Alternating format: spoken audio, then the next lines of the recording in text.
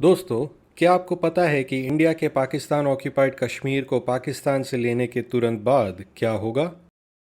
हम हमेशा अपने नेताओं को कहते सुनते हैं कि पीओके जल्द ही इंडिया का हिस्सा बनेगा। बहन भाइयों, पीओके हमारा था, पीओके हमारा है, पीओके हमारा रहेगा।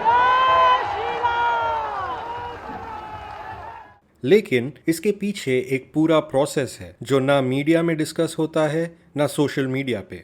आज के वीडियो में हम इस प्रोसेस को डिस्कस करेंगे। लेकिन पहले कमेंट्स में बताओ, आपको क्या लगता है पीओके कब तक इंडिया का हिस्सा बनेगा? जब इंडिया पाकिस्तान से पीओके ले लेगा तो इंटीग्रेशन 5 फेज में हो सकता है।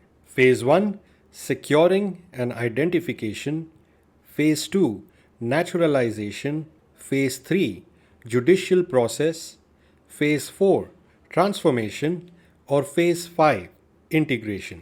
लेकिन मैं आपको बता दूं कि पीओके को लेना एक बड़ा जियोपॉलिटिकल स्टॉर्म क्रिएट करेगा जो मिलिट्री एक्शन और इकोनॉमिक चैलेंजेस को जन्म दे सकता है, जो और भी कॉम्प्लेक्सिटीज ऐड कर सकता है। इस वीडियो में हम इन चैलेंजेस को साइड में रख के अज्यूम कर रहे हैं कि ये ट्रांजिशन रिलेटिवली स्मूथ होगा। अब चलिए इन फेजेस को डिटेल में समझते हैं और देखते हैं कि हर फेज में क्या इन्वॉल्व होता है। Phase 1 securing and identification. PoK 78 years से पाकिस्तान के हाथों में था और हम सब जानते हैं कि पीओके को टेररिस्ट लॉन्च पैड के रूप में यूज किया गया। इन लॉन्च पैड्स को न्यूट्रलाइज और स्टेबलाइज करना जरूरी है, तभी दूसरे फेजेस शुरू हो सकते हैं। आर्मी और एयरफोर्स का मेजर रोल होगा इंडिया के एक्चुअल बॉर्डर्स को सिक्योर करने में, जैसे पार्टीशन के टाइम पे होना चाहिए था। पीओके को लेने के पहले, लेने के दौरान और लेने के बाद कुछ महीने मिलिट्री और जियोपॉलिटिकल चैलेंजेस आ सकते हैं। ये एक ऑनगोइंग प्रोसेस होगा और इसे कंप्लीट होने में कुछ महीने लग सकते हैं। फिर फेज 1 का अगला स्टेप शुरू होगा जो है आइडेंटिफिकेशन। पिछले 78 ईयर्स में कई लोग पीओके से पाकिस्तान और पाकिस्तान से पीओके आए होंगे। इंडियन फोर्सेस को पीओके के नेटिव्स को आइडेंटिफाई करना होगा और जो पीओके के नहीं हैं उन्हें डिपोर्ट करना होगा। इसमें कई कॉम्प्लिकेशंस होंगे। जैसे हम सब जानते हैं कि इंडिया में कुछ ऐसे लोग हैं जो नॉन कश्मीरीज को डिपोर्ट करने के खिलाफ होंगे अपने स्वार्थ के लिए, और पाकिस्तान भी इस इश्यू को इंटरनेशनल फोरम्स पे ले जाएगा छोटी से छोटी बात पे, जो फेज 1 को कंप्लीट होने में डिले कर सकता है। मान लो इंडिया, उसकी सरकार और फोर्सेस फेज 1 कंप्लीट कर लेता है, फिर फेज 2 में क्या होगा? Phase 2 naturalisation. दोस्तों, नेचुरलाइजेशन एक प्रोसेस है जो किसी को नए एनवायरनमेंट से फेमिलियर होने में मदद करता है। पिछले 7.5 दशकों में इंडिया और पाकिस्तान ने अपने अपने लॉज और स्ट्रक्चर्स बनाए हैं। साथ ही इंडिया का कल्चरल स्ट्रक्चर पाकिस्तान के मुकाबले काफ़ी कॉम्प्लेक्स है। इंडिया में एक ही जगह पे 10 ऐसे लोग मिलने बिल्कुल अजीब नहीं है जो 10 अलग अलग स्टेट से बिलोंग करते हैं, 10 अलग अलग भाषा बोलते हैं, 10 अलग कस्टम्स और ट्रेडिशंस को फॉलो करते हैं। लेकिन पाकिस्तान ऑक्यूपाइड कश्मीर के लोगों के लिए जो मल्टीकल्चरलिज्म से अलग रहे हैं, ये एक कल्चरल शॉक होगा अगर उन्हें फेज 1 के तुरंत बाद इंडिया के जनरल पॉपुलेशन के साथ मिक्स होने दिया गया।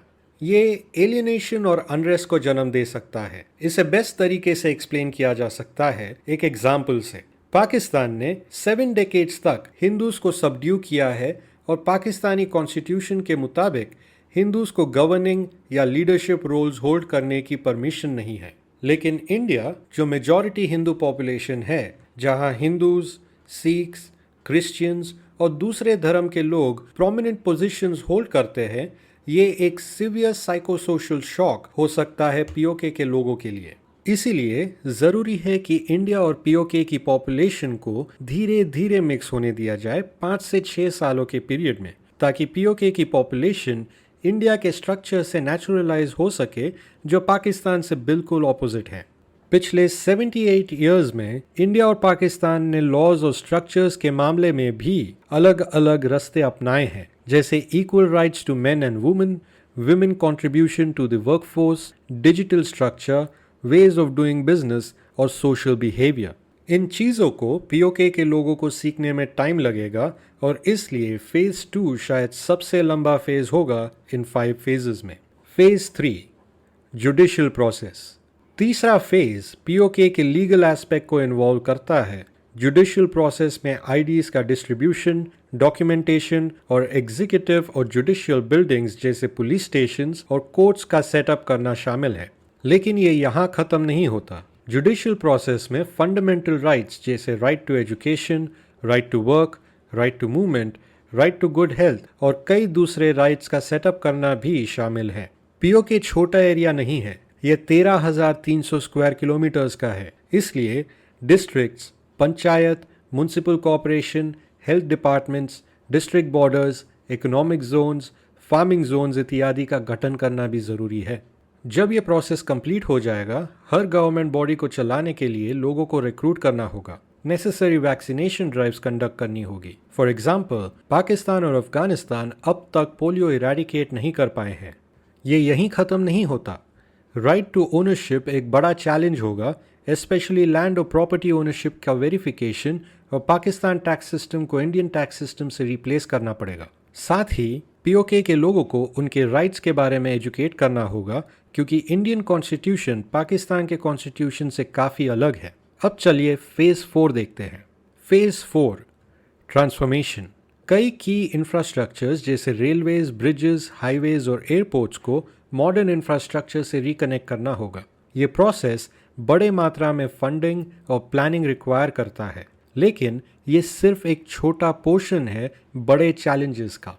अब आप पूछोगे कौन से बड़े चैलेंजेस? पहली चीज़ जो पाकिस्तान करेगा वो है हर्डल्स क्रिएट करना, जो प्रोटेस्ट और इंस्टेबिलिटी कॉज कर सकता है पीओके में। इसे अचीव करने के लिए वो कई की इंफ्रास्ट्रक्चर्स जैसे water distribution, electrical grids, Suez management, ration distribution, communication networks और मेडिकल सपोर्ट को डिसरप्ट करेगा। इंडिया को इमीडिएटली बड़े मात्रा में मेडिसिन और फूड मोबिलाइज करना होगा पीओके को लेने के पहले ही दिन। इलेक्ट्रिकल ग्रिड्स को जम्मू और कश्मीर से कनेक्ट करना होगा। वाटर डिस्ट्रीब्यूशन एक बड़ा चैलेंज होगा जब तक पाइपलाइन सेटअप नहीं हो जाते। सुएज और वेस्ट मैनेजमेंट सिस्टम्स और भी बड़ा चैलेंज क्रिएट करेंगे। साथ ही लोकल बिजनेसेस को फ़ोन और इंटरनेट कनेक्टिविटी चाहिए होगी। इंडियन सिम कार्ड्स का डिस्ट्रीब्यूशन एक इम्पॉर्टेंट टास्क होगा जो रिकॉर्ड टाइम में कंप्लीट करना होगा, ताकि रीजनल इकोनॉमी चलती रहे। एग्जिस्टिंग इंफ्रास्ट्रक्चर जैसे स्कूल्स और हॉस्पिटल्स को मॉडर्नाइज करना होगा, लेकिन जब तक ये नहीं होता एग्जिस्टिंग इंफ्रास्ट्रक्चर को रन करना भी एक बड़ा प्रॉब्लम होगा। जब ये प्रॉब्लम सॉल्व हो जाएंगे, हम फाइनल फेज़ में पहुंच जाएंगे, जो है फेज़ 5। Phase 5 integration. ये फाइनल फेज़ है जब मेनलैंड और पीओके के बीच के बॉर्डर्स डिसइंटीग्रेट हो जाएंगे, जहां पीओके के लोग फाइनली इंडियन सिटीजन्स कहलाएंगे। 5 से 6 सालों में पीओके के लोग पूरी तरह से समझ जाएंगे इंडिया का कल्चर और गवर्नमेंट कैसे काम करता है। उन्हें नॉलेज होगी पूरी तरह से इंटीग्रेट होने की दूसरे इंडियंस के साथ देश भर में। वो पूरी तरह से इंडिपेंडेंट होंगे और देश के सर्विंग सिटीजन्स बन जाएंगे। इंडिया आगे बढ़ चुका होगा और पुराने जख्म हील हो चुके होंगे। रीजन में वायलेंस एक दूर की बात होगी और उस एरा से सिर्फ एक याद बचेगी, और वो है उन ब्रेव और इंटेलिजेंट देश के सपूतों की जिन्होंने ये सपना सच किया। जय हिंद, वंदे मातरम।